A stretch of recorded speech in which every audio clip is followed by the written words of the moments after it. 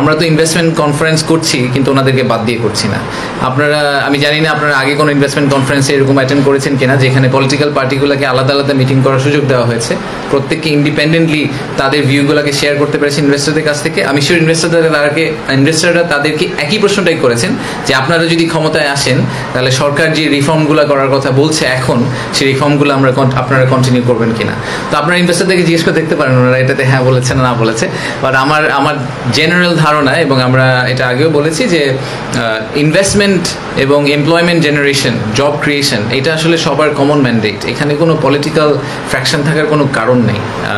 হতে পারে যে কনস্টিটিউশনের ক্ষেত্রে ডিফারেন্ট মতামত থাকতে পারে, কনস্টিটিউশনাল অ্যামেন্ডমেন্ট, কনস্টিটিউশনাল কমিশন, এইসব ব্যাপারে যে রেকমেন্ডেশন আছে সেখানে ডিফারেন্ট মতামত থাকতে পারে। বাট ইনভেস্টমেন্ট ক্লাইমেট ইমপ্রুভ করার ব্যাপারে আসলে ডিফারেন্ট মতামত থাকার কোনো কারণ নেই। বাংলাদেশে ইনভেস্টমেন্ট দরকার, সেটা লোকাল থেকে হোক, ফরেন থেকে হোক, এবং বাংলাদেশে এমপ্লয়মেন্ট জেনারেশন দরকার। জব ক্রিয়েশন আমাদের জন্য is the biggest opportunity and challenge. So এটা সবাই খুব ক্লিয়ারলি বুঝেন। তো আমার ধারণা যে আমি আশা করছি আপনারা ইনভেস্টরদেরকে জিজ্ঞেস করে দেখতে পারেন, ওনারা তো ঘোরাঘুরি করছেন, ওনাদেরকে জিজ্ঞেস করে দেখেন যে পলিটিক্যাল পার্টিগুলো কী বলেছে। ওনারা আপনারা আমাদেরকে একটু জানিয়ে, ওনারা যদি বলে যে ওনাদের কন্টিনিউ করবে না তাহলে ওইগুলো আমরা করা বন্ধ করে দেব। আমি প্রতি প্রেস কনফারেন্সে এসে আপনাদেরকে নতুন একটা গল্প বলি যে বিদেশি ইনভেস্টরদেরকে কীভাবে আমরা ঠিকভাবে ট্রিট করতে পারিনি।